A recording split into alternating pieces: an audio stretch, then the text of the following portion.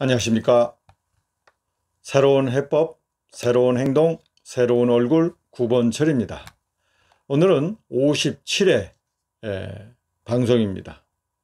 특별히 오늘은요, 민주화 운동 관련자들에게 지급되는 각종 현금성 혜택을 모두 폐지하자라고 하는 제목으로 말씀드리겠습니다. 과거에 제가 보내드린 방송에서요, 대한민국이 기려야 되는 청년 정신은 민주화 운동 정신이 아니라 책임과 의무로 자기의 시간과 그 다음에 육체적인 정열을 바쳐서 책임을 다하는 군인들의 군인 정신을 표본으로 삼아야 된다라고 말씀을 드린 적이 있습니다. 민주화 운동이든 독립운동이든 그 모든 운동은 자기 자신의 선택에 의해서 행해진 행동들입니다. 그로 인해서 때로는 명예를 얻을 수도 있고 때로는 정말로 질곡의 시간을 가질 수도 있습니다. 더 나아가서 죽음에 이르기까지 엄청난 고통이 따르는 그런 시간을 가질 수도 있습니다.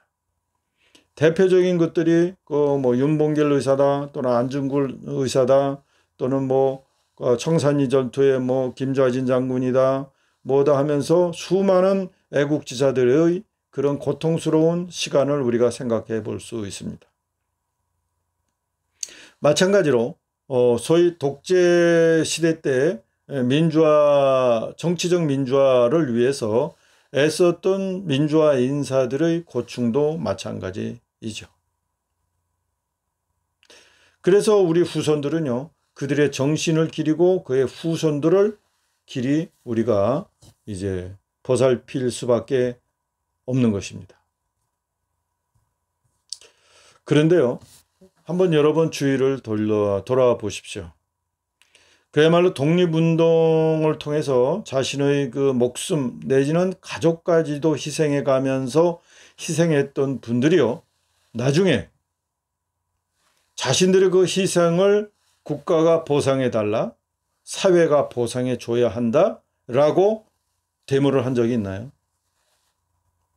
또는 이 세상에다 대고 내가 여러분들을 자유를 얻게 했고 일제와 싸우면서 내가 무척 고생을 했으며 또는 나는 죽음을 당했다. 내중에 유언으로 후세들은 나의 이런 희생에 대하여 반드시 보상해라 라고 유언을 남겼거나 아니면 최후 진술을 했거나 어떤 식으로든지 자녀들에게 그런 메시지를 남겼나요?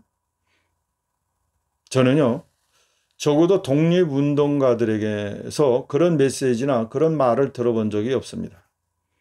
그들은 어디까지나 오로지 국가와 민족을 위해서 자기 자신이 희생당한다고 생각하는 그 마음가짐과 태도를 유지했고요, 죽음에 이르기까지 그 태도를 유지했습니다.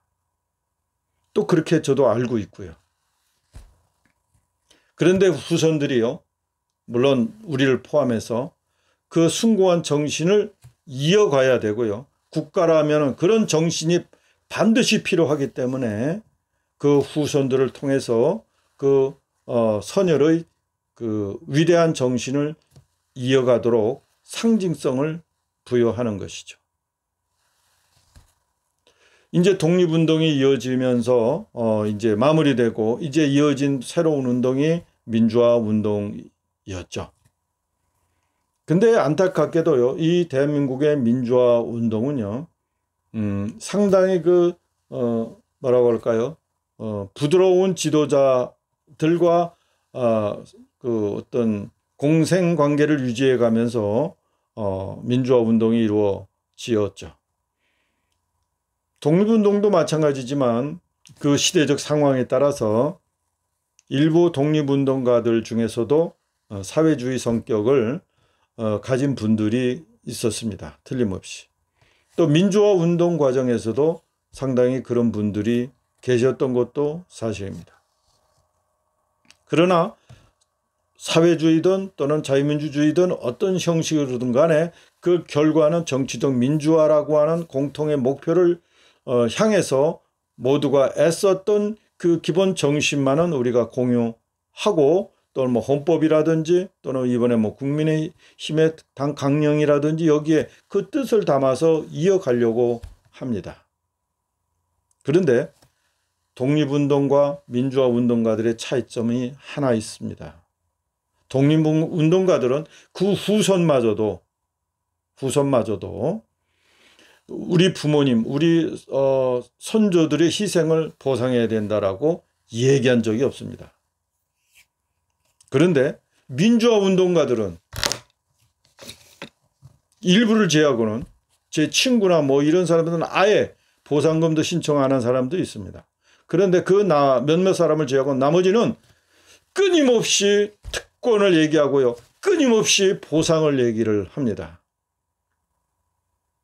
이미 민주화 운동 정신이 훼손됐다라고 밖에 얘기할 수밖에 없습니다. 그런데 더 안타까운 것은요, 지금 대한민국의 실정이 민주주의가 더 꼽히는 상황입니까? 아니면은 그 민주화 운동가들의 노력을 통해서, 희생을 통해서 일궈놓았던 정치적 민주주의가 사그러들고 피폐해지고 지금 오히려 그냥 완전히 땅속으로 꺼지는 수준입니까? 우리가 지금 현재 민주주의의 이 실태를 보면요, 지금 민주주의의 그 수준에 또는 이 가치의 평가를 우리가 내릴 수 있지 않습니까? 자, 이런 상황에서 가장 먼저 민주주의 가치가 훼손되고 있는 이 마당에요, 목소리를 제일 먼저 내야 될 사람들이 누굴까요? 그렇습니다. 민주화 운동가들과 민주화 운동가들의 그 후손들이겠죠. 그런데 다행히 민주화 운동가들이 지금 대한민국의 주류를 차지하고 있습니다. 정치, 경제, 사회, 문화 모든 면에 있어서요. 이들이요, 기득권 세력이 된 지 오래됩니다. 지금 오히려 민주주의를 파괴하고 있는 자들이 바로 민주화 운동가들이라고 얘기하면 너무 지나친 얘기일까요? 저희들이 보기에는 그래 보입니다. 불행하게도. 자, 그렇다면요, 이 민주화 운동가들, 즉 민주화를 위해서 희생하고 애를 썼던 사람들이 오히려 민주주의를 파괴한다면 도대체가 그럼 그 민주주의 회복을 위해서 누가 어떤 식으로 목소리를 내고 애를 써야 될까요? 저 같은 사람들이 정말 민주주의 훈련이 덜 돼 있죠. 애초서부터 전문 지식을 터득하기 위해서 애썼던 거고, 뭐 다행히 뭐 해외의 그 분위기를 통해서 민주주의가 어떻게 돌아간다 정도까지만 알 수 있는 거지만, 어느 학교에서 민주적인 질서나 뭐 그런 도덕 교육이나 이런 거는 그렇게 기억이 나질 않아요.